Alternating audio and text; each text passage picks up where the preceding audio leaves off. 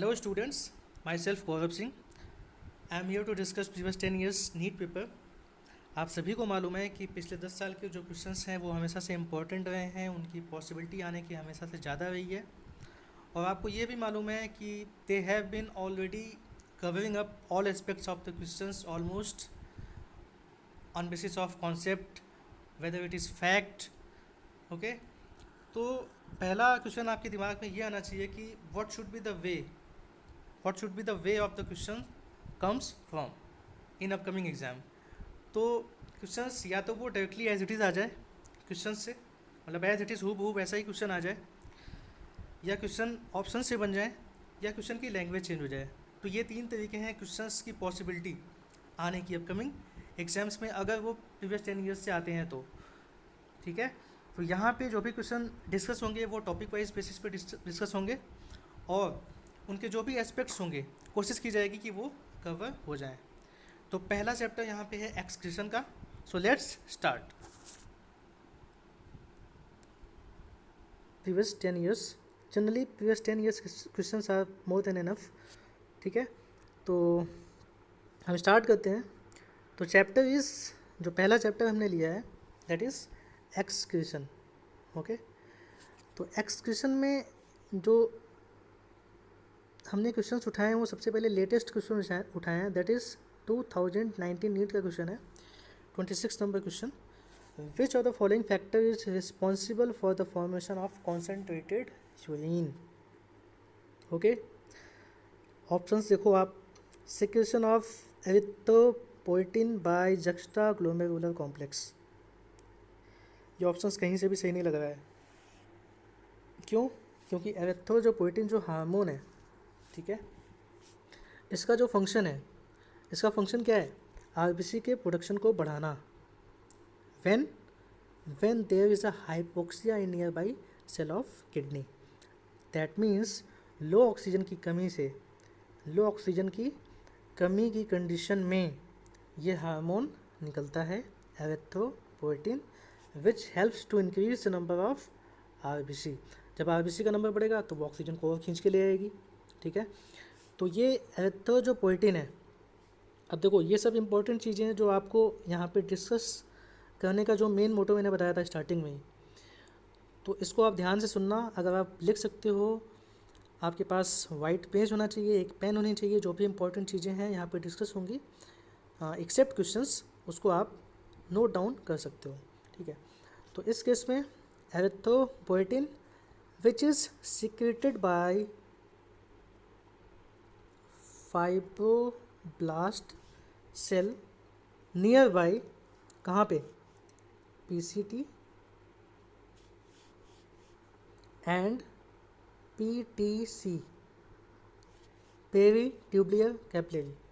ठीक है ना, proximal convoluted tubule PCT and PTC is what? Peritubular capillary के आसपास में जो फाइब्रोब्लास्ट सेल होती हैं वहाँ से ये हार्मोन निकलता है, which helps to increase the number of RBC in hypoxic condition. Second option is what? Hydrostatic pressure during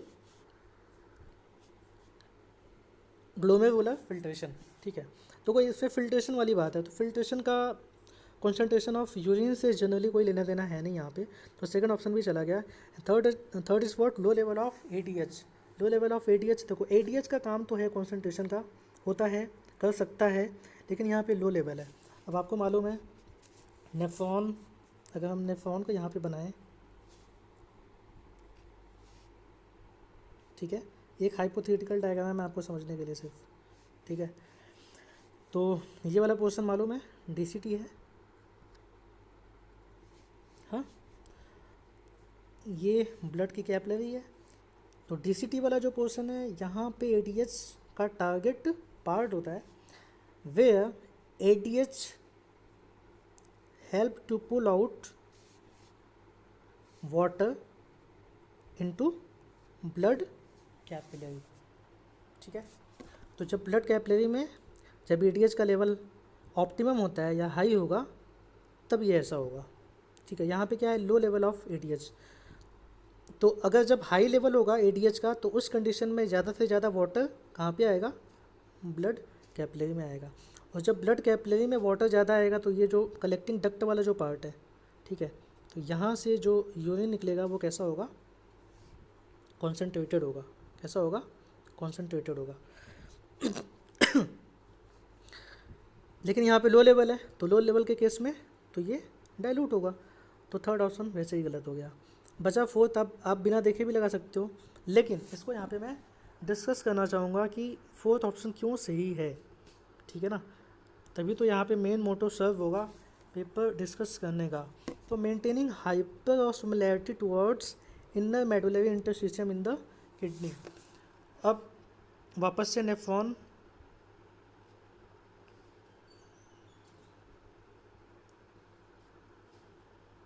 ठीक है, ये एक हाइपोथेटिकल डायग्राम है, आपने पढ़ा होगा। ये फ्रंट आर्टेरियोल, ये बोमेन कैप्सूल ऊपर वाला पार्ट, ये PCT. It is just revision. ये नीचे वाला जो पार्ट है ये लूप ऑफ फेनले जो यू शेप्ड है, ये डीसीटी कलेक्टिंग डक्ट, ठीक है। तो आपको मालूम है यहाँ पे इसके ऊपर पीसीटी वाले पार्ट से ऊपर ये कॉर्टिकल वाला पार्ट है, उसके नीचे मेडुलरी वाला पार्ट है, यहाँ तक ऐसे। मेडुला वाला पार्ट भी दो पार्ट में डिवाइडेड है, यहाँ पे इनर, यहाँ पे आउटर, ठीक है। तो क्वेश्चन क्या कह रहा है कि maintaining hyper osmolarity towards inner medullary interstitium in the kidney. यहाँ पे यानी कि सॉरी ये 1200, यहाँ पे 300, 600, 900, ये ग्रेडियंट है 300 to 1200, इसको बोलते हैं ऑस्मोटिक ग्रेडियंट। तो इस केस में ये ग्रेडियंट मेंटेन है। अब ये ग्रेडियंट किस तरीके से हेल्प कर रहा है कॉन्सेंट्रेटेड यूरिन को बनाने में, ये चीज़ यहाँ पे ऑप्शंस में लिखा हुआ है। अब आपको मालूम है डीसीटी वाला जो पोर्शन है कलेक्टिंग डक्ट वाले पोर्शन में फिल्ट्रेट है, यानी कि यहाँ पे कुछ अमाउंट ऑफ वाटर यहाँ पे ऑलरेडी प्रेजेंट है। और ये जो ग्रेडियंट है, ये ग्रेडियंट कैसे बना, ये लूप ऑफ हेनले की वजह से बना। यहाँ पे भी एक स्ट्रक्चर है, उसको क्या बोलेंगे, vasa recta, which runs parallel to loop of Henle, जो हेल्प करेगा। आपको मालूम है counter current exchange, counter current multiplier, वो सब आपने अगर पढ़ा होगा तो आपको याद आ रहा होगा कि किस तरीके से ये ऑस्मोटिक ग्रेडियंट बनता है 300 to 1200, and this gradient will help to remove water from collecting duct region, ठीक है ना। क्योंकि इस वाले रीजन में भाई यहाँ पे ऑस्मोटिक ग्रेडियंट ज़्यादा है, इस वाले रीजन में यहाँ पे इन सब जगह पे क्या है, ऑस्मोलाइट्स हैं, सॉल्ट्स हैं। और आपको मालूम है वाटर ऑलवेज फॉलो सॉल्ट्स, ठीक है। तो जब यहाँ से वाटर निकल के यहाँ पे आ गया तो यहाँ से निकलने वाला यूरिन कैसा होगा, कॉन्सेंट्रेटेड होगा। आई बात समझ में। तो इस केस में fourth option, okay. Next one is what, 25th number question, use of an artificial kidney during haemodialysis में result in. The first option is what, nitrogenous waste buildup in the body, non elimination of excess potassium and reduced absorption of calcium ion from the gastrointestinal tract. Fourth one is what, reduced RBC production. अब इसमें C D A D A B B C ऐसे करके दिया हुआ है, एक एक option discuss करते हैं। देखो सबसे पहली बात तो इस क्वेश्चन में जो इम्पोर्टेंट जो टर्म है वो आर्टिफिशियल किडनी, ठीक है ना। नेचुरल किडनी आपको मालूम है जो आपके पास है, आर्टिफिशियल किडनी इज़ व्हाट, हीमोडायलाइजर, ठीक है ना, जिसमें हीमोडायलिसिस होगी and with the help of hemodialysis the waste product which is present in your body will be removed, ठीक है ना। तो इस केस में आर्टिफिशियल किडनी का मतलब क्या है, हीमोडायलिजर है यहाँ पे। अब इसमें पहला ऑप्शन देखो, nitrogenous waste buildup in the body, nitrogenous waste buildup in the body. तो use of an artificial kidney during haemodialysis में रिजल्ट इन, ये पहला तो ऑप्शन वैसे ही गलत है, क्योंकि नाइट्रोजनस वेस्ट बिल्डअप थोड़ी होगा, नाइट्रोजनस वेस्ट तो ये ख़त्म करता है। सेकंड वाले ऑप्शन में आओ, ये पहला गलत हो गया। Non elimination of excess potassium ion, non elimination of excess potassium ion, भाई ये तो फंक्शन है ना। हेमोडायलिसिस में क्या होगा, जो एक्सेस जो पोटेशियम आयन है उसको बॉडी से एलिमिनेट करना है, तो यहाँ पे क्या लिखा हुआ है, नॉन एलिमिनेशन। तो ए और बी तो ऐसे ही गलत हो गए।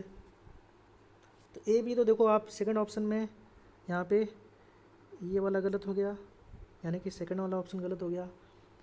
ए एंड बी यहाँ पे करेक्ट लिखा है, थर्ड वाला वैसे ही गलत हो गया। अब बचा कौन कौन सा option, C and D are correct, B and C are correct. अब चेक करते हैं, देखो बी वाला तो वैसे ही गलत हो गया यहाँ पे, तो ये भी चौथा भी चला गया ना। बचा कौन सा, सी एंड डी, हाँ सी एंड डी बचा ना, तो ये पहला ऑप्शन हो गया। लेकिन फिर भी इसको चेक करना है। अभी चेक कैसे करना है, सी एंड डी को देखते हैं। Reduced absorption of calcium ion from the GI tract and reduced RBC production, इन दोनों में हार्मोन्स का रोल है, हार्मोन्स का रोल है रिड्यूस्ड आरबीसी प्रोडक्शन। मतलब यहाँ पे एरिथ्रोपोएटिन जो हार्मोन है, मैंने आपको बोला था ना, ये क्वेश्चंस जो है ना वो आसपास में एक दूसरे से कहीं ना कहीं लिंक होते हैं ये। अब देखो आप, ये जो क्वेश्चन है जो 26 नंबर क्वेश्चन है, इसमें ऑप्शंस में देखो एरिथ्रोपोएटिन यहाँ पे दिया है ना, ठीक है, ये 26 नंबर क्वेश्चन, और यहाँ पे 25 नंबर क्वेश्चन में रिड्यूस्ड आरबीसी प्रोडक्शन। मैं ये नहीं कह रहा हूँ कि बिल्कुल वो वैसा ही है, बहुत ज़्यादा लिंक भी नहीं है, बट क्वेश्चंस के ऑप्शंस आसपास कहीं ना कहीं मिलते हैं आपको। तो कहने का मतलब ये चीज़ें इंपॉर्टेंट हो जाती हैं। अब एरिथ्रोपोएटिन इंपॉर्टेंट चीज़ है, उसका जो भी एस्पेक्ट्स है, उसके आसपास की जो भी इन्फॉर्मेशन है वो आपको मालूम होनी चाहिए, क्योंकि आप देखो बैक टू बैक 19 में ऑप्शंस में आ चुका है ये। आई बात समझ में, हाँ। तो इसमें सी और डी ऑप्शन में क्या है, reduced absorption of calcium ion from the GI tract. तो यहाँ पे कौन सा हार्मोन है, कैल्शियम आयन के लिए कौन सा हार्मोन है किडनी से निकलता है, सोचिए आप। उस हार्मोन का नाम है कैल्सीट्रायोल, ठीक है, लिख लो आप। तो कैल्सीट्रायोल जो हार्मोन है, ठीक है, ये किडनी से निकलता है। It is also known as calcitropic factor, ठीक है। There are 3 calcitropic factor inside the body. The first one is what, parathyroid hormone, second one is what, thyrocalcitonin, and third one is what, calcitriol, ठीक है ना।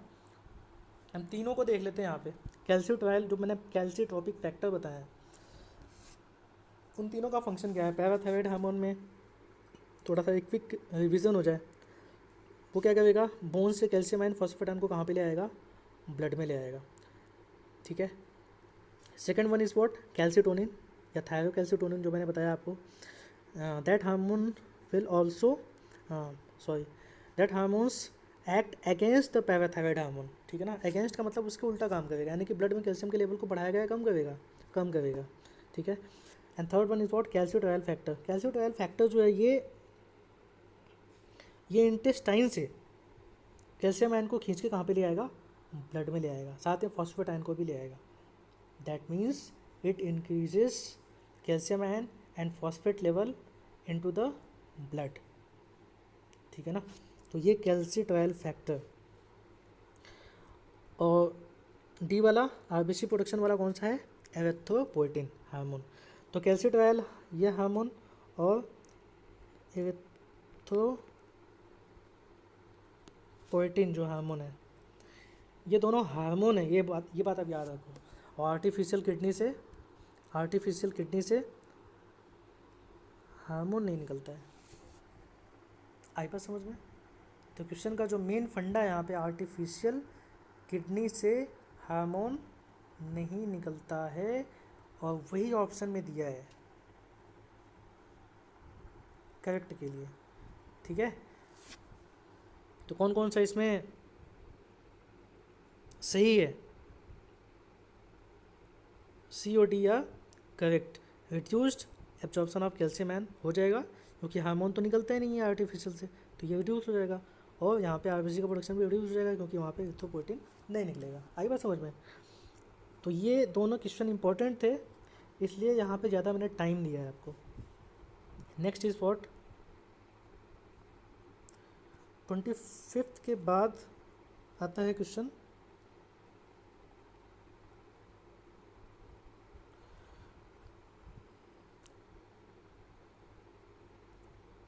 One second, हाँ match the following है। Match the following में आप देखो, simple question है, बहुत ही सिंपल है। ऑप्शन में अल्ट्रा फिल्ट्रेशन है, कॉन्सेंट्रेशन ऑफ यूरिन है, ट्रांसपोर्ट ऑफ यूरिन है, स्टोरेज ऑफ यूरिन है। तो अल्ट्रा फिल्ट्रेशन का जो फंक्शन है वो किससे रिलेटेड है यहाँ पे, आप खुद बताओ। ए किसके साथ जाएगा, ए किसके साथ जाएगा, मेलपिगियन कॉर्पसेल्स के साथ। Malpighian corpuscles which is made up of Bowman capsule and glomerulus, ठीक है। तो ए वाला किसके साथ जाएगा, फोर्थ के साथ जाएगा। फोर्थ के साथ जाएगा तो कौन सा इसमें हो गया, पहला ए के साथ फोर्थ, यानी कि थर्ड ऑप्शन फोर्थ ऑप्शन में। Next is concentration of urine. अब बताओ यूरिन का जो कॉन्सेंट्रेशन है वो किसके साथ है, किसके साथ लिंक होगा, हेनले लूप के साथ लिंक होगा। अब इसमें कौन सा होगा, बी के साथ फर्स्ट जाएगा, तो बी के साथ फर्स्ट चला गया। ट्रांसपोर्ट ऑफ यूरिन, यूरिन के ट्रांसपोर्ट में कौन सा स्ट्रक्चर हेल्प करेगा किडनी का, बताओ आप, यूरेटर बोलो, तो सी का सेकंड हो जाएगा। Fourth one storage of urine, ठीक है ना। यूरिन का स्टोरेज कहाँ पे होता है, बोलो, ब्लैडर में। कहाँ पे होगा, ब्लैडर में। तो डी का कौन सा जाएगा, थर्ड। कौन सा जाएगा इसमें, थर्ड। ऑप्शन कौन, इसमें ऑप्शन कौन सा हो जाएगा, थर्ड वाला सही हो जाएगा, ठीक है।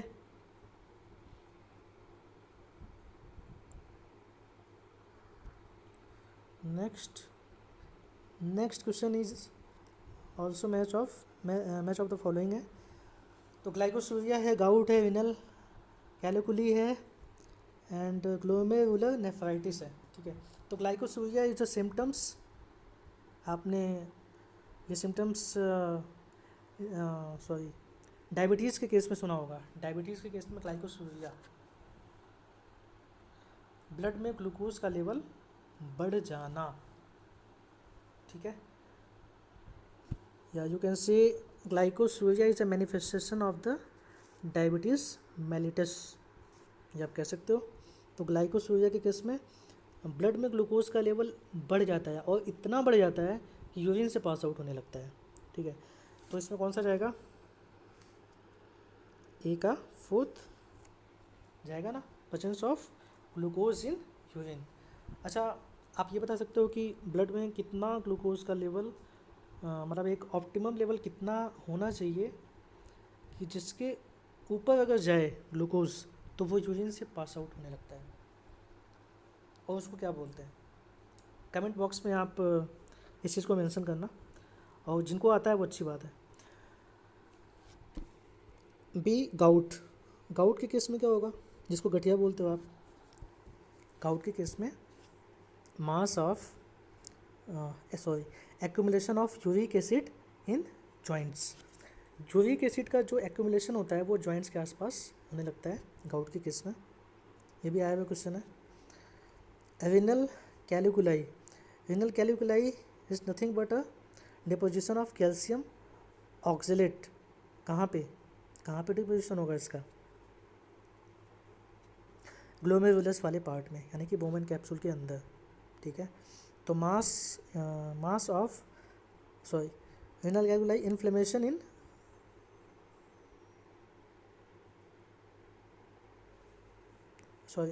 मास of crystallised salts within the kidney, ये वाला हो जाएगा। And D glomerular nephritis inflammation in glomeruli, ठीक है ना। तो सी वाला ऑप्शन किसके साथ जाएगा, सेकंड के साथ जाएगा। इसमें कौन सा है, ये सेकंड। आई बात समझ में। Next, a decrease in blood pressure volume will not cause the release of.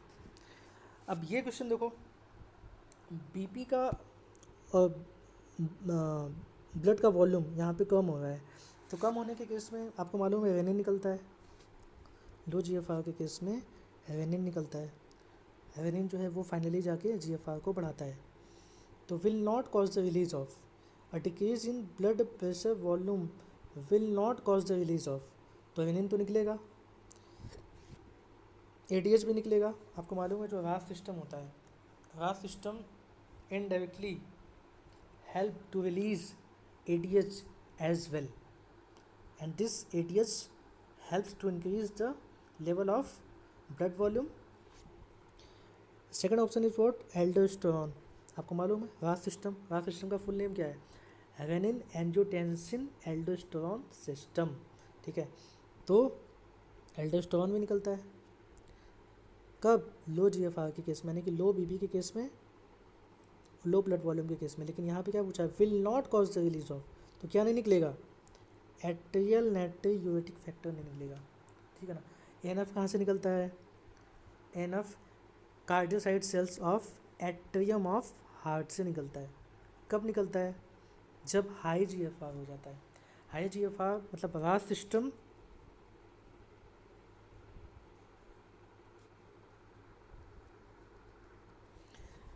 System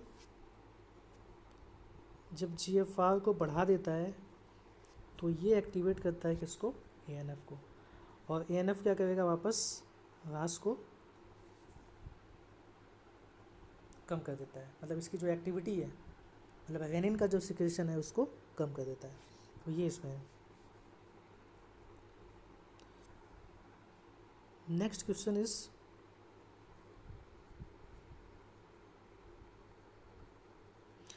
which of the following is correct? ठीक है, कौन सा इसमें करेक्ट है? The descending limb of loop of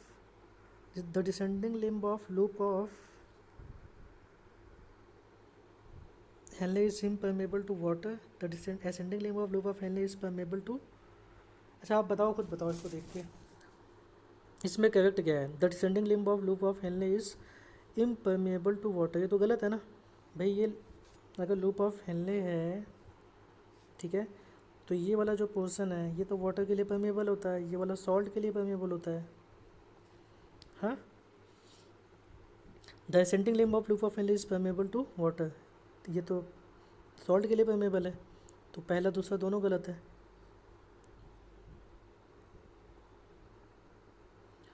इसके बाद third option is the descending limb of loop of Henle is permeable to electrolytes, तो ये भी गलत है, बताया मैंने अभी आपको।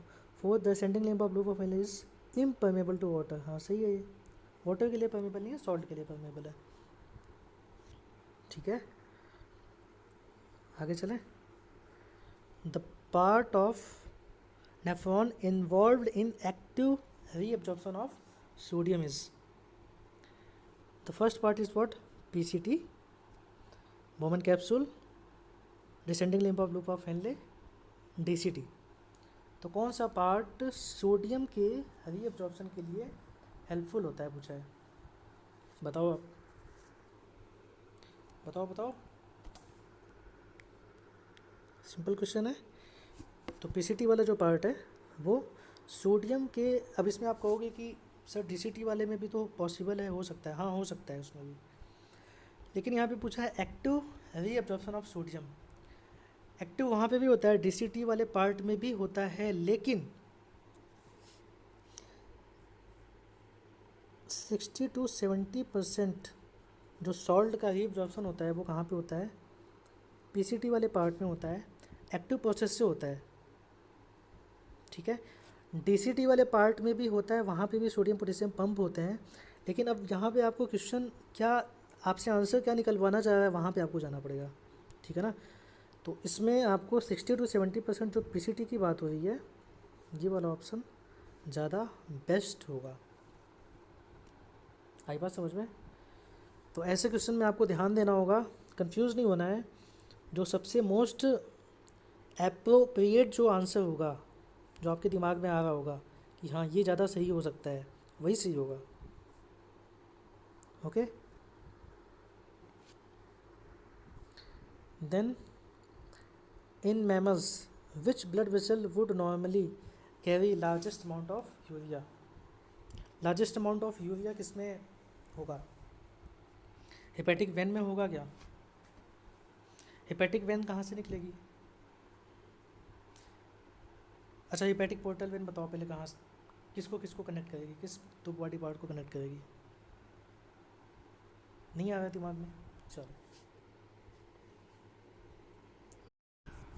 So the 19th number question अब।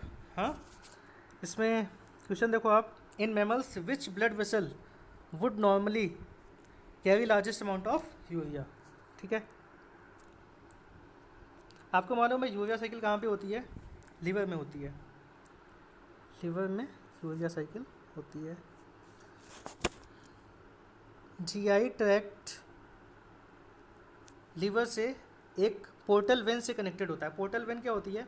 दो कैपिलरी बेड को, यानी कि दो अलग अलग ऑर्गन के कैपिलरी बेड को कनेक्ट करने वाला एक सिस्टम होता है जिसको हम बोलते हैं पोर्टल सिस्टम। ठीक है ना, वो कनेक्ट किससे है? वेन से कनेक्टेड है, तो पोर्टल वेन बोल दिया उसको। यहाँ पे हिपैटिक पोर्टल वेन या हिपैटिक पोर्टल सिस्टम बना हुआ है। ठीक है, क्यों? क्योंकि ये जो वेन है ये कनेक्ट किसको कर रही है? लीवर को कनेक्ट कर रही है।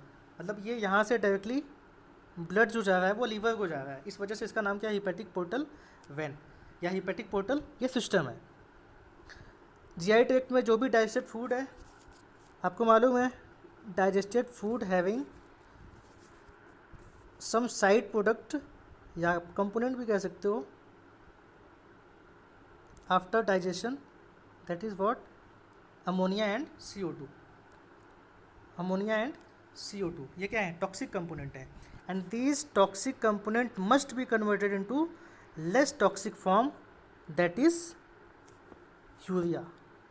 तो यहाँ पे बनेगी लीवर में, भाई ये लीवर में यूरिया साइकिल है, तो यहाँ पे क्या बनेगी? आगे ब्लड में क्या आएगा? यूरिया आएगा। आई बात समझ में? और ये है क्या? Hepatic vein. लीवर से निकलने वाली वेन क्या है? हिपैटिक वेन है। अब हिपैटिक वेन में आ गया यूरिया, यानी कि यूरिया का अमाउंट कहाँ पे ज़्यादा है? हिपैटिक वेन में ज़्यादा है। ये क्वेश्चन पूछा है वहाँ पे। अब आगे देख लो आप, लीवर से आगे जो ब्लड जाएगा वो कहाँ पे जाएगा? हार्ट में जाएगा। ठीक है, और हार्ट इसको बॉडी के अलग अलग पार्ट में पंप कर देगा। उसमें एक पार्ट क्या होगा? किडनी होगा, और किडनी से यूरिया जो है वो बॉडी से बाहर निकल जाएगा। ठीक है, तो ये सिंपल सा फंडा है इसमें। और हिपैटिक पोर्टल वेन में अगर आपसे पूछा जाए कि किसका अमाउंट ज़्यादा होगा, तो अमोनिया का ज़्यादा होगा। ये भी क्वेश्चन है, ये अमोनिया का अमाउंट किस वेन में ज़्यादा होता है? तो हिपैटिक पोर्टल वेन में ज़्यादा होता है। इसके बाद है रेनल वेन। रेनल वेन आपने किडनी में पढ़ी है भाई। ये अगर नेफ्रॉन का स्ट्रक्चर है तो ये एफरेंट आर्टेरियोल आगे जाके रेनल वेन में कन्वर्ट हो जाती है, मालूम है। और ये जो रेनल वेन है, इनसे with the help of active secretion nitrogenous waste जो है वो किस में जाएंगे? फिल्ट्रेट में जाएंगे। तो आप ये कह सकते हो ना कि renal vein having less amount of nitrogenous waste या लेस अमाउंट ऑफ यूरिया, क्योंकि नाइट्रोजनस वेस्ट में यूरिया भी आता है। तो ये भी क्वेश्चन है कि which one of the following vein having less amount of urea. तो आप क्या बताओगे वहाँ पे? Renal vein. ठीक है ना, तो लेस अमाउंट ऑफ यूरिया कहाँ पे है? रेनल वेन में है। हाई अमाउंट ऑफ यूरिया कहाँ पे है? हिपैटिक वेन में है। हाई अमाउंट ऑफ अमोनिया कहाँ पे है? हिपैटिक पोर्टल वेन में है। और पोर्टल सिस्टम मैंने आपको बताया, हिपैटिक पोर्टल सिस्टम ऐसा ही होता है, एक हाइपोथैलेमिक हाइपोफाइशियल पोर्टल सिस्टम। ठीक है, तो पोर्टल सिस्टम का मेन जो गोल है पोर्टल सिस्टम का, कि ब्लड जो है वो डायरेक्टली हार्ट में ना जाके पहले किसी ऑर्गन में जाएगा। उस ऑर्गन में पर्टिकुलर अपना एक जो भी उसका काम है, उस काम को करने के बाद वो हार्ट में जाएगा। ठीक है ना, जैसे यहाँ पे क्या काम है? जो भी टॉक्सिक कंपोनेंट है भाई, टॉक्सिक कंपोनेंट सीधे अगर हार्ट में जाएगा तो बॉडी के अलग अलग पार्ट में वो पंप हो जाएगा। ठीक है ना, and that will create a problem for different vital organ. ठीक है, तो इस केस में यहाँ पे क्या काम है इसका? लेस टॉक्सिक फॉर्म में कन्वर्ट करना। हाइपोफाइशियल पोर्टल सिस्टम में हाइपोफाइसिस किसको बोलते हैं? एंटीरियर पिट्यूटरी ग्लैंड को बोलते हैं, ठीक है ना, उसका जो एडेनो हाइपोफाइसिस पार्ट है उस। अब एंटीरियर पिट्यूटरी ग्लैंड और हाइपोथैलेमस, हाइपोथैलेमस के नीचे होता है पिट्यूटरी ग्लैंड, तो जो ब्लड आया वो पहले कहाँ पे जाएगा? पिट्यूटरी ग्लैंड में जाएगा, हाइपोथैलेमस से होता हुआ पिट्यूटरी ग्लैंड में जाएगा। इसके बाद कहाँ जाएगा? इसके बाद हार्ट में जाएगा, ठीक है। अब वहाँ पे फंक्शन क्या है? हाइपोथैलेमस, हाइपोथैलेमस से पिट्यूटरी ग्लैंड को कनेक्ट करने वाला जो पोर्टल सिस्टम था, मैंने क्या बताया? हाइपोफाइशियल पोर्टल सिस्टम, वो quick delivery of hypothalamic releasing hormone के लिए है वहाँ पे, ठीक है ना। तो ये वहाँ पे उसका फंक्शन है। तो ये हो गया आपका पोर्टल सिस्टम। इसके बाद आगे चलते हैं। Human urine is usually acidic because, बताओ। तो पहला ऑप्शन क्या है इसमें? Potassium and sodium exchange generates acidity. Hydrogen ion are actively secreted into filtrate. The sodium transporter exchange one hydrogen ion for each sodium ion in peritubular capillaries. Excreted plasma protein are acidic. अब इसमें आप second option देखो, hydrogen ion की बात कर रहा है। PH acidity का लेना देना किससे है? H+ आयन से है। High amount of H+ ion that means low pH. H+ ion का अमाउंट ज़्यादा होता है तो पीएच कम होता है, और ये जो है ये एसिडिक नेचर को बताता है, ठीक है। तो H+ आयन का जब सिक्रीशन होगा, ठीक है ना, तो H+ आयन का सिक्रीशन जो है वो यूरिन की एसिडिटी को बढ़ाएगा। तो इसमें ऑप्शन कौन सा जाएगा? सेकंड वाला जाएगा। आपको लग रहा है पहला वाला अगर चेक, चलो ठीक है पहला वाला चेक कर लेते हैं। पोटेशियम और सोडियम जो एक्सचेंज होगा, इनका तो एसिडिटी से कोई लेना देना है नहीं, ठीक है, कोई मतलब नहीं है इस ऑप्शन का। थर्ड वाला देखो आप, the sodium transporter exchange, sodium transporter की बात चल रही है यहाँ पे। पीसीटी में, पीसीटी की जो सेल होती हैं, पीसीटी की सेल होती हैं, ये पीसीटी है, ठीक है ना, पीसीटी में ये एक सेल है, और यहाँ पे सोडियम ट्रांसपोर्टर होता है, इसको बोलते हैं sodium ion H+ ion antipode बोलते हैं, ठीक है। ये एक सोडियम आयन को अंदर भेजता है और एक H+ आयन को बाहर भेजता है, और यहाँ पे ब्लड वेसल है, ठीक है। ये सोडियम आयन इसके अंदर जाएगा और यहाँ से CO2 फिल्ट्रेट में आएगी, मतलब इस सेल में आएगी, सेल से होते हुए वापस इसके अंदर CO2 + H2O, इस सेल के अंदर CO2 + H2O की रिएक्शन होगी, बाइकार्बोनिक एसिड बनेगा, फिर ये H+ आयन बाहर आएगा यहाँ से, फिर ये H+ आयन वापस से वही same reaction H2O + CO2 carbonic acid, और फिर ये इसके अंदर जाएगा और बाइकार्बोनेट आयन यहाँ से होता हुआ फिर इसके अंदर आएगा। तो ये सोडियम ट्रांसपोर्टर एक्सचेंजर जिसको बोलते हैं हम, ये वाला जो पार्ट है, या sodium ion H+ ion antipode. तो इसमें क्वेश्चन में यहाँ तक तो सही है, क्वेश्चन में जहाँ पेरिट्यूबुलर कैपिलरी लिखा है ना उसके पहले तक सही है, लेकिन ये पार्ट होता कहाँ पे है, ये प्रोसेस होती कहाँ पे है? पीसीटी में होती है, पेरिट्यूबुलर कैपिलरी में नहीं होती है, इस वजह से ये थर्ड वाला गलत है, ठीक है। और एक्सक्रीटेड प्लाज्मा प्रोटीन और एसिडिक, भाई प्लाज्मा प्रोटीन एक्सक्रीट कहाँ होती है? प्लाज्मा प्रोटीन बोमेन कैप्सूल से होते हुए वो फिल्ट्रेट में तो आती ही नहीं है, तो ये तो टर्म ही इसने गलत लिखा है यहाँ पे, एक्सक्रीटेड प्लाज्मा प्रोटीन, ठीक है ना। तो ये चौथा वाला गलत है। आपको मालूम है, आपको आप ये भी देख लो, ये भी क्वेश्चन है, पूछा जा चुका है कि नेफ्रॉन से होता हुआ, भाई यहाँ पे ये ग्लोमेरुलस है, फिल्ट्रेट में क्या नहीं होता है? तो फिल्ट्रेट में दो बड़े मॉलिक्यूल फैट प्लस प्रोटीन, ठीक है ना, ये दो मॉलिक्यूल या दो जो पॉलीमर हैं ये नहीं होते फिल्ट्रेट में, इस वजह से जो फिल्ट्रेट होता है उसको हम क्या बोलते हैं? डी प्रोटीनाइज्ड प्लाज्मा, ठीक है ना, डी प्रोटीनाइज्ड प्लाज्मा होता है। तो फैट और प्रोटीन यहाँ से पास आउट नहीं होता, लेकिन आपके एनसीईआरटी में एक लाइन है, वहाँ पे ये मेंशन है कि यहाँ से निकलने वाला जो फिल्ट्रेट होगा उसमें मोनोमेरिक जो प्रोटीन है वो इसमें हो सकती हैं, ठीक है ना, यानी कि बहुत छोटी मोनोमर जो प्रोटीन है, ठीक है, वो यहाँ पे पाई जा सकती हैं, तो इसको आप ध्यान रखना। इसके बाद है 7th number question, 17th number question. Which of the following does not favour the formation of large quantities of dilute urine. बताओ इसमें कौन सा large quantity of dilute urine के लिए रिस्पॉन्सिबल नहीं होगा।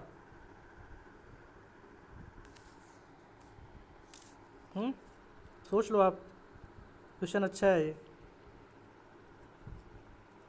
चलो नीचे से स्टार्ट करते हैं। रेनिन, पहले तो ये जानो आप, एक होता है RENIN, एक होता है RENNIN, ठीक है। तो ये वाला क्या है, हार्मोन है, ये वाला क्या है, एंजाइम है, स्टमक में पढ़ा होगा आपने, ठीक है। तो रेनिन जो हार्मोन है वो किस कंडीशन में निकलता है किडनी में। रेनिन जो हार्मोन है वो किस कंडीशन में निकलता है किडनी से, लो GFR की कंडीशन में निकलता है रेनिन, लो GFR की कंडीशन में रेनिन निकलता है।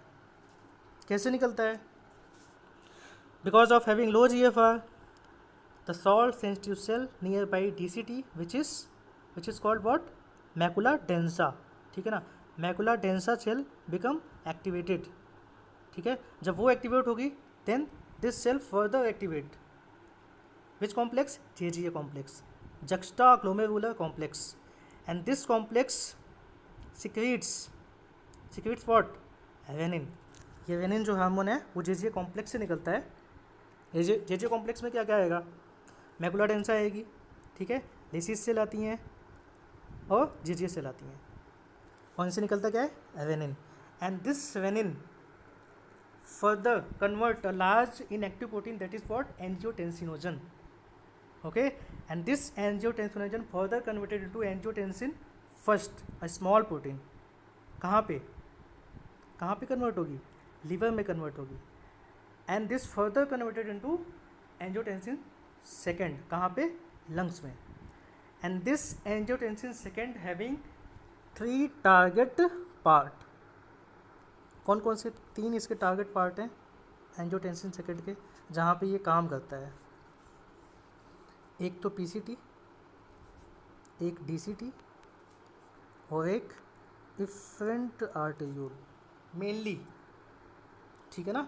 वैसे तो आर्टेरियोल में सभी जगह पे काम करता है लेकिन मेनली ये इफरेंट आर्टेरियोल पे इसके रिसेप्टर ज़्यादा होते हैं, ठीक है। तो आप देखो PCT में क्या करेगा, ये PCT में सोडियम आयन को पुल आउट करके कहाँ पे ले आएगा, ब्लड में ले आएगा, ठीक है ना। और ब्लड में जब सोडियम आएगा तो उसके साथ साथ वाटर भी आता है, that means it will increase blood volume hence BP, ठीक है ना। तो BP और ब्लड वॉल्यूम दोनों को बढ़ाएगा कौन, PCT में एंजियोटेंसिन सेकेंड, PCT की जगह पे।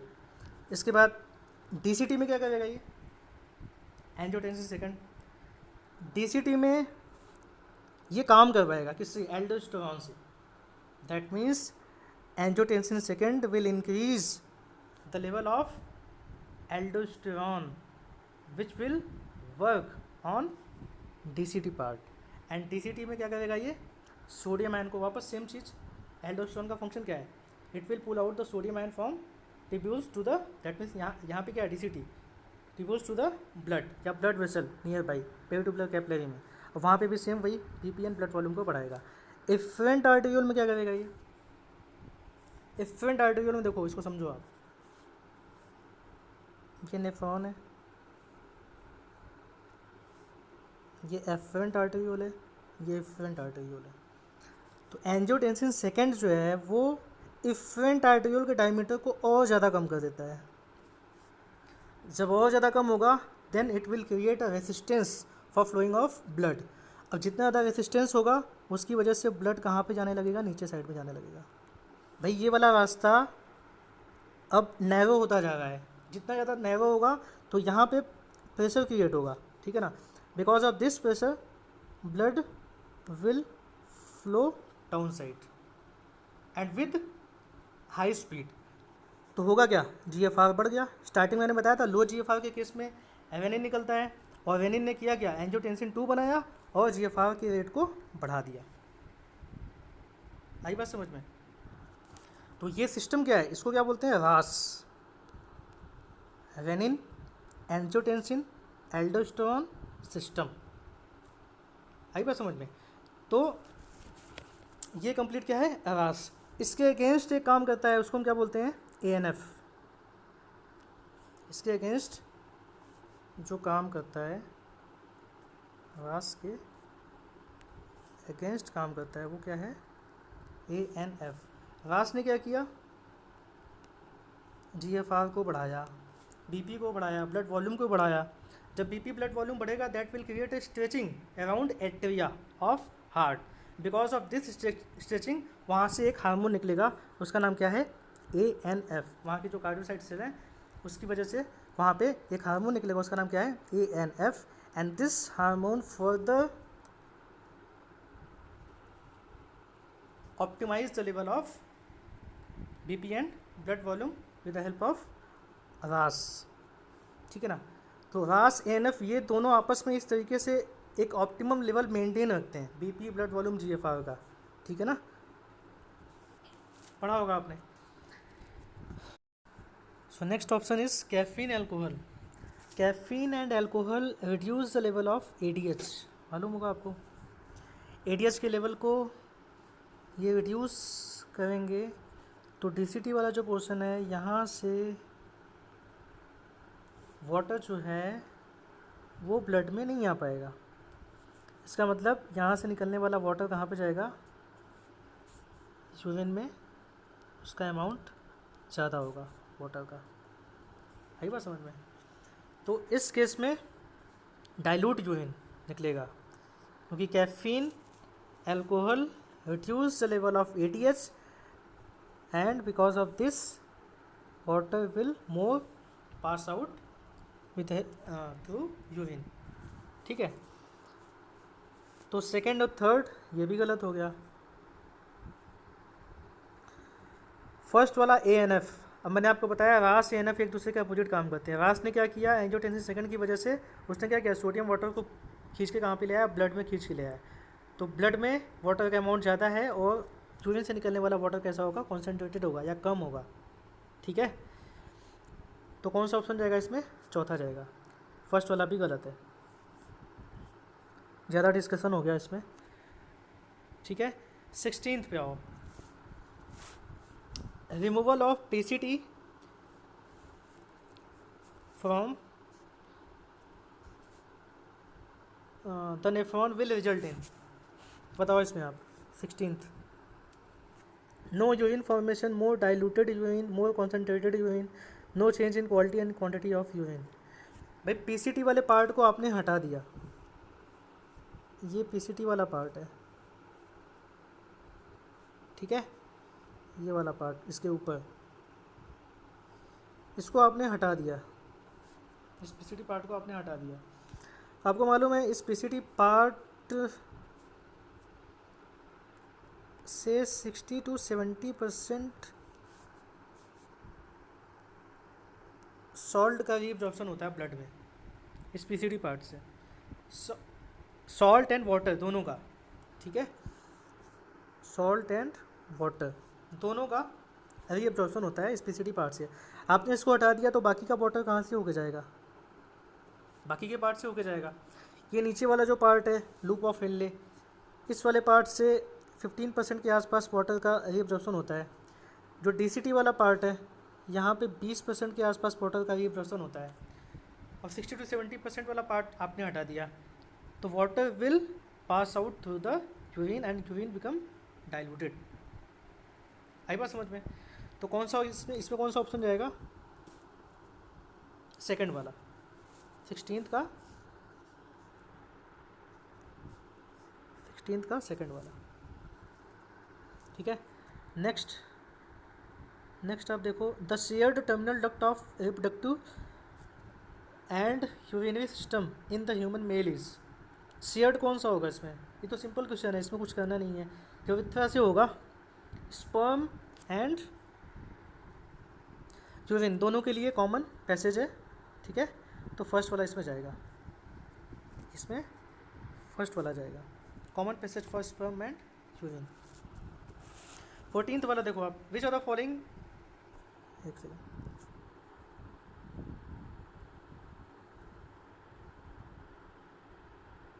विच are the following causes an increase in sodium reabsorption in the DCT tubule। Sodium level को कौन बढ़ाएगा ब्लड में, क्या है क्वेश्चन? सिंपल क्वेश्चन है, एल्डोस्टेरोन, मैंने बताया आपको पीछे रास वाले में। तो इसमें सीधे सीधे आंसर कौन सा हो जाएगा? Increase in aldosterone level. Aldosterone जो है वो कहाँ से निकलता है? एड्रिनल ग्लैंड से निकलता है। एड्रिनल ग्लैंड के किस पार्ट से निकलता है? जोना ग्लोमेरुलोसा वाले पार्ट से निकलता है, ठीक है। साल्ट रिटेनिंग हार्मोन इसको बोलते हैं। सोडियम आयन को ब्लड में ले आता है ये डीसीटी वाले पार्ट से, एंड कलेक्टिंग डक्ट वाले पार्ट से। तो इसका ऑप्शन कौन सा जाएगा? 14th का फर्स्ट जाएगा। एडीएस के बारे में आपको मालूम है, एंटी डायबिटिक हार्मोन होता है, ठीक है। इसका दूसरा नाम क्या है? वेसोप्रेसिन। नेक्स्ट 13th क्वेश्चन देखो आप, लेबलिंग का है, कौन सी लेबलिंग सही है उसके हिसाब से उसके पार्ट बताओ आप।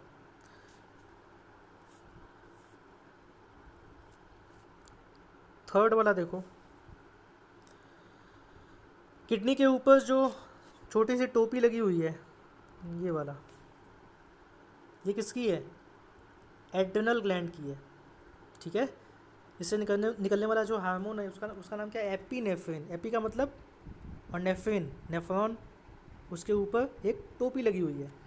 इस वजह से adrenal gland located at the anterior part of kidney, सही है।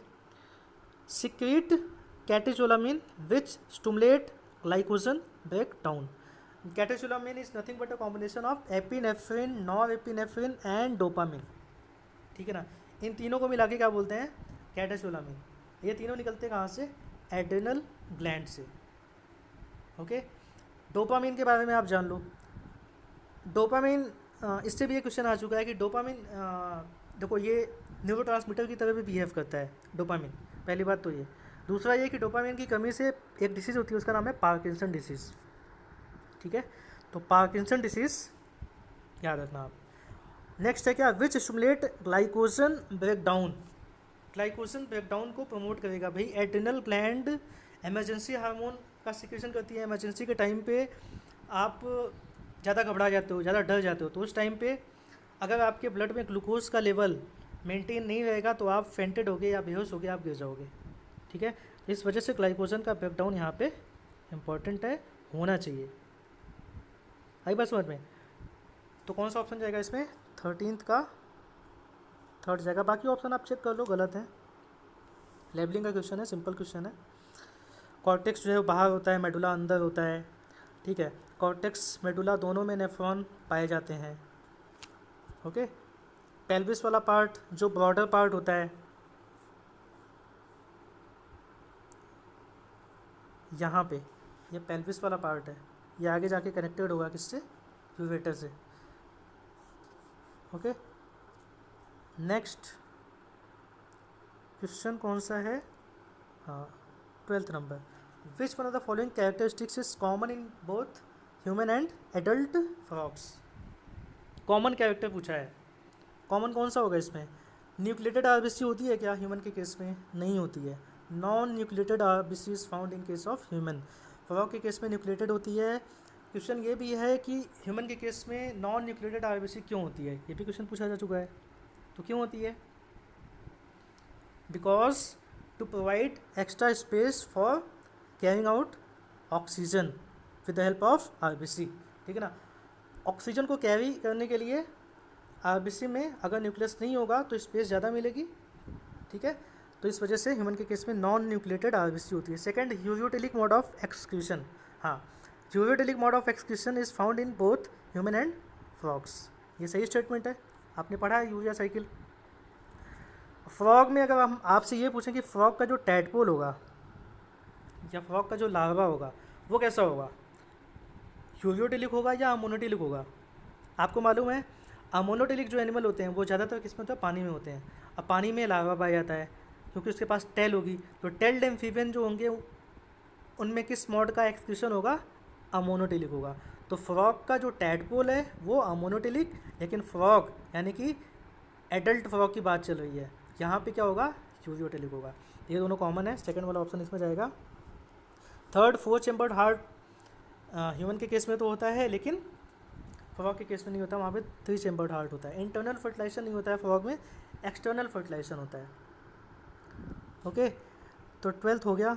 देन आ जाओ आप next question 11th number question में आप देखो, which one of the following option give the correct categorization of 6 animals according to the type of nitrogenous waste.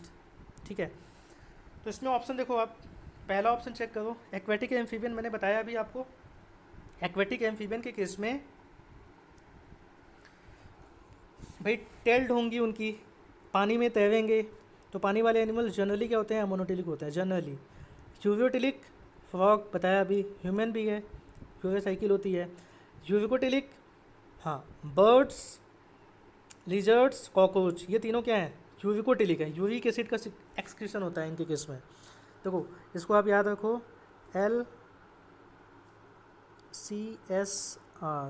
L का मतलब हुआ लैंड, सी का मतलब हुआ क्रस्टेशियंस,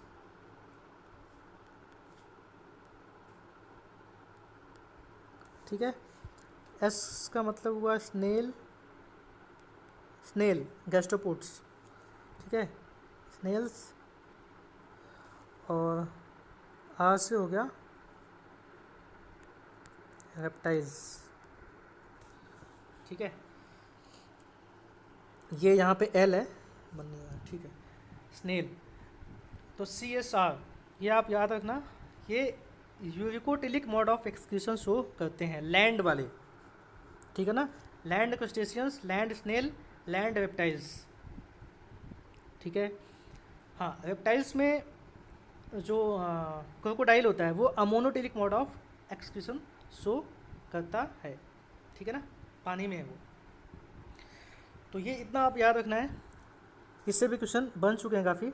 फिर उसके बाद सेकंड ऑप्शन में आप एक्वेटिक एम्फीबियन, हाँ सही है, अमोनोटिलिक सही है, लेकिन कॉकरोच यूरियोटिलिक नहीं होगा। कॉकरोच कैसा होगा, यूरिकोटिलिक है, कॉकरोच यूरिकोटिलिक है। इसके बाद फ्रॉग, पिजन बता दिया मैंने, पिजन भी कैसा है, यूरिकोटिलिक है। लिजर्ड भी यूरिकोटिलिक है, यहाँ पे पिजन यूरिकोटिलिक है। ह्यूमन यूरिकोटिलिक है। एक्वेटिक एम्फीबियंस अमोनोटिलिक है। लिजर्ड्स यूरिकोटिलिक है। कॉकरोच यूरिकोटिलिक है। फ्रॉग यूरिकोटिलिक है, यहाँ पे फ्रॉग यूरिकोटिलिक, लिजर्ड यूरिकोटिलिक, वापस वही सब रिपीटेड है, ठीक है ना, लेकिन बस उसकी मैचिंग अलग अलग है। तो आप इसमें देख लेना, मैंने बता दिया आपको। 11th के बाद नेक्स्ट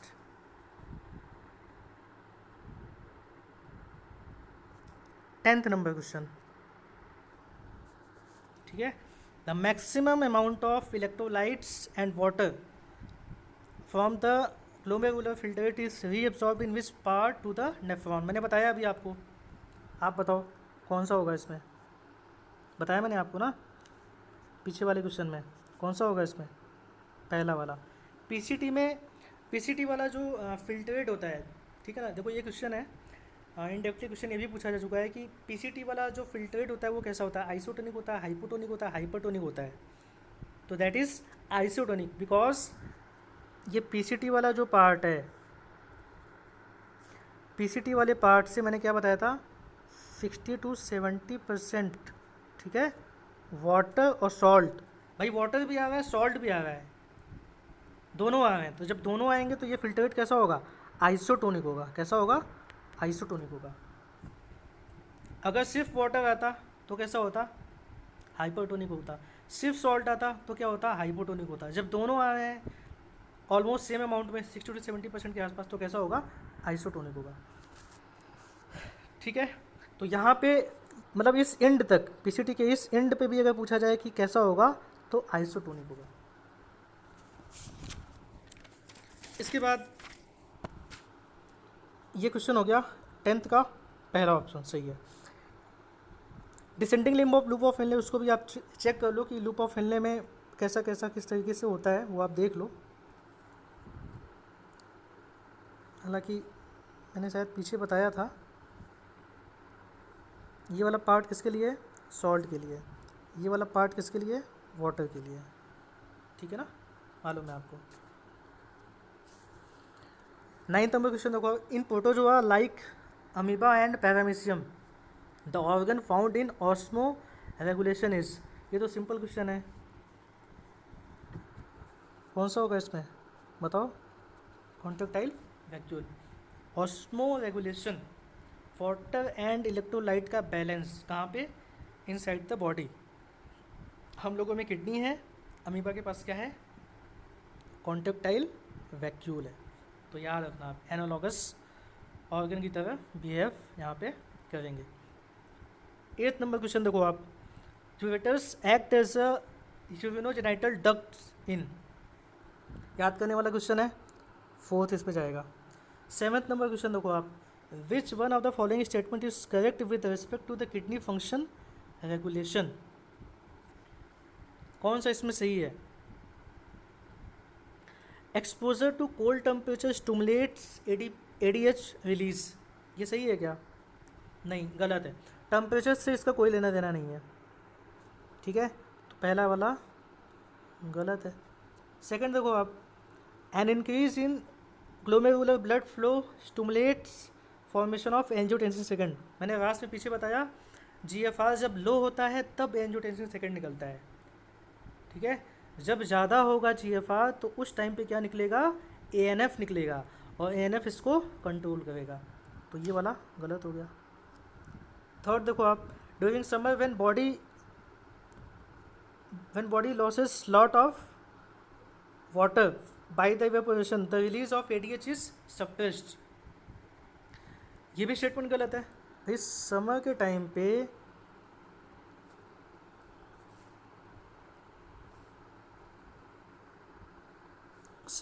पे डीसीटी वाला पार्ट है, एडीएच यहीं पे एक्ट करता है। समर के टाइम पे बॉडी के अंदर यानी कि ब्लड वेसल के अंदर वाटर का लेवल ज़्यादा होना चाहिए। ठीक है ना, तभी आपको ज़्यादा होना चाहिए। तो जब ज़्यादा होना चाहिए तो एडीएच को निकालना पड़ेगा, और एडीएच क्या करेगा? वाटर को पुल आउट करके कहाँ पे ले आएगा? ब्लड वेसल में ले आएगा। ठीक है, अब यहाँ पे क्या क्वेश्चन है? During summer when body loses lot of water bye evaporation the release of ADH is suppressed. तो ये गलत है ना, एडीएच का रिलीज जो है ज़्यादा होना चाहिए यहाँ पे, तभी तो ब्लड में वाटर का लेवल बना रहेगा। तो ये भी गलत है, ये भी गलत, ये भी गलत, ये भी गलत, तीनों गलत। When someone drinks a lot of water, ADH release is suppressed। हाँ, जब ज़्यादा वाटर होगा ब्लड में, ठीक है, तो ऐसा नहीं है कि एडीएच अपना काम कंटिन्यू करता जाएगा, ब्लड में वाटर खींच लेके आ रहा है, कंटिन्यू वाटर लेके आ रहा है, ऐसा नहीं है। तब उस टाइम पे क्या होगा? एक लेवल के बाद एडीएच का जो रिलीज़ है वो स्टॉप हो जाएगा, सप्रेस हो जाएगा। तो कौन सा होगा इसमें? चौथा होगा। एडीएच की कमी से, ठीक है, एडीएच की कमी से कौन सा डिसऑर्डर है? आपने पढ़ा है, याद करो आप, बताओ मुझे, कमेंट बॉक्स में बताओ। सिंपल क्वेश्चन है, चलो बता देता हूँ। डायबिटीज़ इंसिपिडस, एडीएच की वजह से, एडीएच की कमी की वजह से डायबिटीज़ इंसिपिडस होता है। उसमें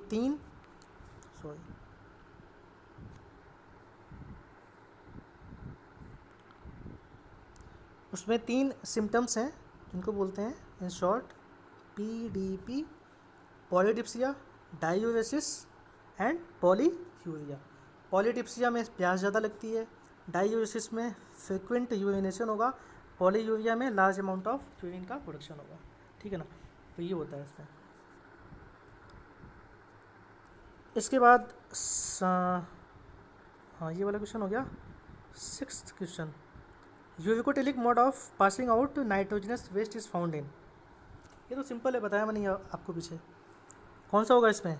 रेप्टाइल्स एंड बर्ड्स, फोर्थ वाला। एनिलीड्स में देखो, पहला ऑप्शन देखो आप, बर्ड्स में तो मालूम है आपको। एनिलीड्स में अगर अर्थवर्म या केंचुआ वो पानी के आसपास है तो कैसा होगा? मोनोटिलिक होगा। अगर वो terrestrial mode of life terrestrial mode of life में है वो, तो उस टाइम पे कैसा होगा? वो यूवियोटिलिक होगा। एम्फीबियंस रेप्टाइल्स मालूम है आपको, बताया मैंने पीछे। इंसेक्ट्स वो भी बताया। एम्फीबियंस, अब जब एम्फीबियंस की बात आएगी तो आप ये याद रखना, जब भी एम्फीबियंस पूछेगा तो वो एडल्ट के बारे में पूछा, जब तक वहाँ पे मेंशन नहीं किया हो कि लार्वल फॉर्म ऑफ एम्फीबियंस, ठीक है ना, या टेल्ड एम्फीबियंस, ये जब तक मेंशन नहीं किया हो तब तक आप उसको एडल्ट ही मानना। 6 हो गया। Then 5th, which of the following is not a part of renal pyramid. Simple है, सिंपल है लेकिन बेसिक है।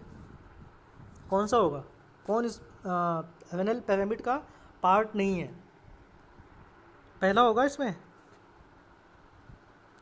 बोलो। नहीं समझ में आ रहा है? देखो, ये किडनी है, ठीक है, ये पिरामिड वाला पार्ट है। नेफ्रॉन आपने पढ़ा है 2 तरीके के, एक कॉर्टिकल, एक मेडुलरी। तो यहाँ पे एक सिंपल नेफ्रॉन से बना रहा हूँ आपको समझने के लिए, ये वाला पार्ट, ठीक है। अब इसमें नेफ्रॉन का जो ऊपर वाला पार्ट है, बोमन कैप्सूल वाला, आप देखो ये वाला, ये पार्ट किस में है? कॉर्टेक्स में है। बोमन कैप्सूल के नीचे पीसीटी आएगा, वो वाला पार्ट किस में है? कॉर्टेक्स में है। यहाँ पे पहले ऑप्शन में क्या है? Convoluted tubule. पीसीटी का फुल फॉर्म क्या है? Proximal convoluted tubule. ऐसे ही डीसीटी वाले पार्ट में डिस्टल कन्वोल्यूटेड टिब्यूल, ये दोनों पार्ट कहाँ पे हैं? कॉर्टेक्स में। क्वेश्चन में क्या पूछा है? Not a part of renal pyramid. ये वेनल पिरामिड में तो है नहीं, तो कौन सा ऑप्शन जाएगा इसमें? पहला जाएगा। कलेक्टिंग डक्ट वाला पार्ट अगर आप देखो तो वो नीचे तक आएगा, वो कॉर्टेक्स में भी जा सकता है और मेडुला में भी जा सकता है। लूप ऑफ हेनले वाला पार्ट किस में जाएगा? मेडुला में जाएगा, ठीक है। तो 5th का कौन सा जाएगा? फर्स्ट जाएगा। इसके बाद है 4th नंबर क्वेश्चन देखो आप, function of a specific part of human nephron. अच्छा ये बताओ कितने मिलियन नेफ्रॉन होते हैं? ये भी क्वेश्चन है, फैक्चुअल क्वेश्चन है, पूछा जा चुका है। 1 million nephron in each kidney, ठीक है। इसमें कौन सा ऑप्शन सही होगा? 4th में, 4th में कौन सा ऑप्शन सही होगा?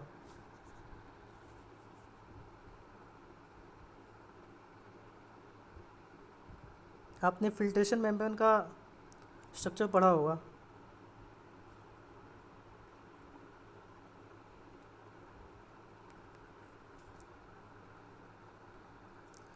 ये ऐसे ऊपर वाली, ये वाली जो सेल है, ये एंडोथेलियल सेल है, किसकी? ग्लोमेरुलस की। ये वाला जो पार्ट है वो कौन सा है? बेसमेंट मेम्ब्रेन, इसके नीचे वाला। और इसके नीचे ये पोडोसाइट सेल, इसके नीचे ये पोडोसाइट सेल है। फिल्ट्रेशन कैसे होता है? ऊपर से ये ब्लड प्लाज्मा आया, यहाँ से होता हुआ, यहाँ से होता हुआ ऐसे जा रहा है, ठीक है। इनके बीच में जो पोर्स हैं, ये स्क्वेमस एपिथेलियम की बनी होती हैं, इनकी परमेबिलिटी ज़्यादा होती है, ठीक है। और ये बेसमेंट मेम्ब्रेन से होता हुआ ये वाला जो पार्ट है, इसको क्या बोलते हैं? स्लिट पोर। ये क्या है? स्लिट पोर। और इनके बीच में जो पार्ट है, ये 2 सेल के बीच में ये वाला जो पार्ट है, इसको क्या बोलते हैं? फेनेस्ट्रा। पढ़ा होगा आपने, ठीक है। तो अब इसमें आप मैच कर सकते हो, नीचे वाली जो फुट लाइक जो सेल बनाई थी उसको क्या बोलते हैं? Podocyte cell. तो इसमें कौन सा जाएगा? ये देखो आप, चौथा, create minute spaces for the filtration of blood into the Bowman's capsule, ठीक है।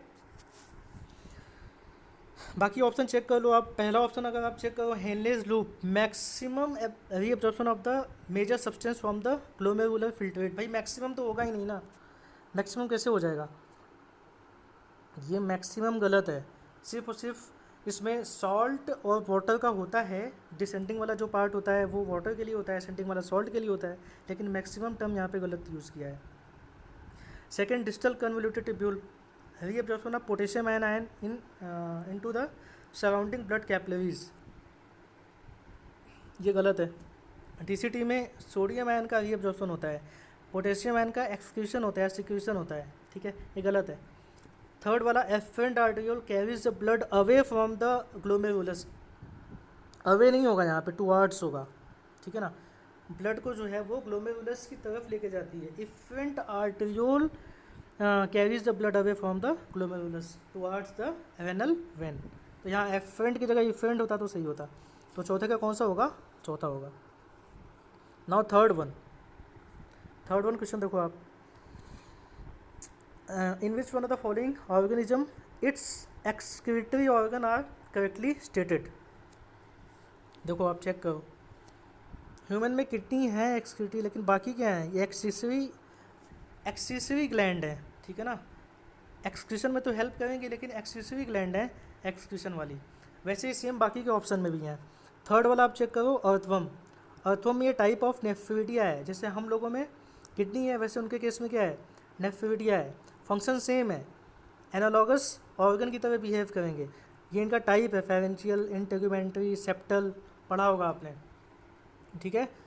फेरेंशियल 4, 5th एंड 6th सेगमेंट में है, इंटेगुमेंट्री स्टार्टिंग के 2-3 सेगमेंट को छोड़ के बाकी ऑल ओवर बॉडी में है, ठीक है।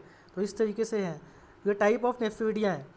थर्ड वाला देखो आप, कॉकरोच, मेलपिगन ट्यूब्यूल तो सही है, एंटेरिक सीका ये गलत है।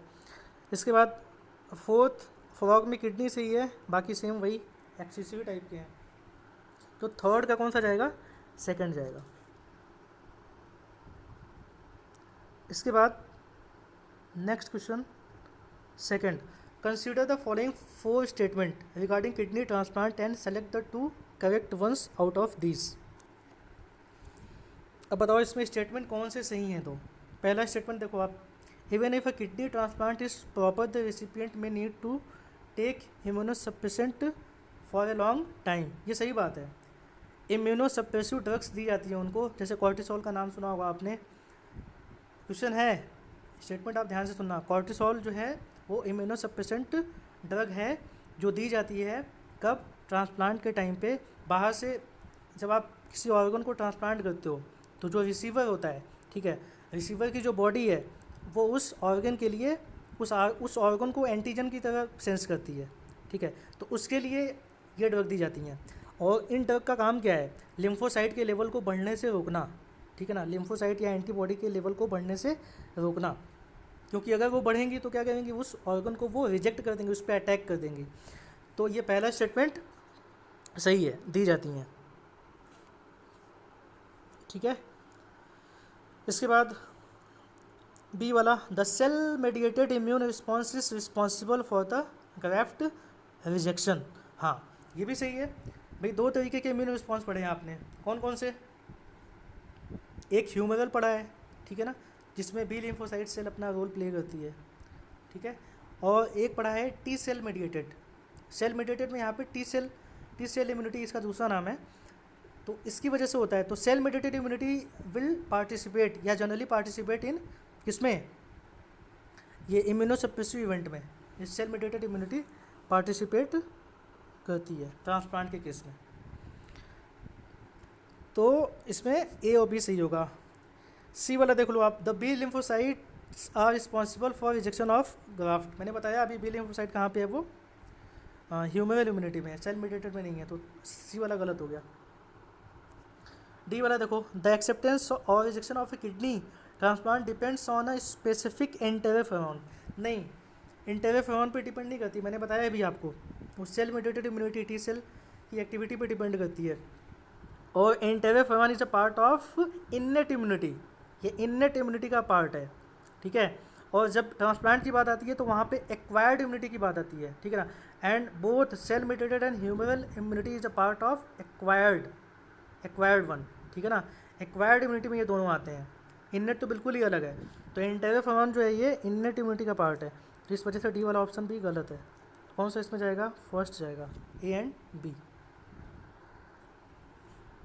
अब आगे लास्ट क्वेश्चन है, the principal nitrogenous excretory compound in human is synthesised in. बहुत ही सिंपल है, मैंने डिस्कस किया है कहाँ पे, जब आपको पोर्टल सिस्टम बताया था पीछे साइड में, वहाँ पे यूरिया साइकिल बताई थी। Principal nitrogenous excretory compound human के केस में क्या है भाई, यूरिया है ना, तभी तुम लोग यूरियोटिलिक हैं। तो वो यूरिया साइकिल कहाँ पे चलती है? लीवर में चलती है। और लीवर में यूरिया बना, लेकिन एलिमिनेट कहाँ पे हुआ वो भी बताया था मैंने आपको, याद करो। हार्ट से होता हुआ फिर हार्ट ने सप्लाई किया किडनी में, किडनी से यूरिया बाहर निकल गया। देखो ये क्वेश्चन निकल गया यहाँ से। तो कौन सा होगा इसमें? फर्स्ट वाला इसमें फर्स्ट वाला होगा। Okay, thank you.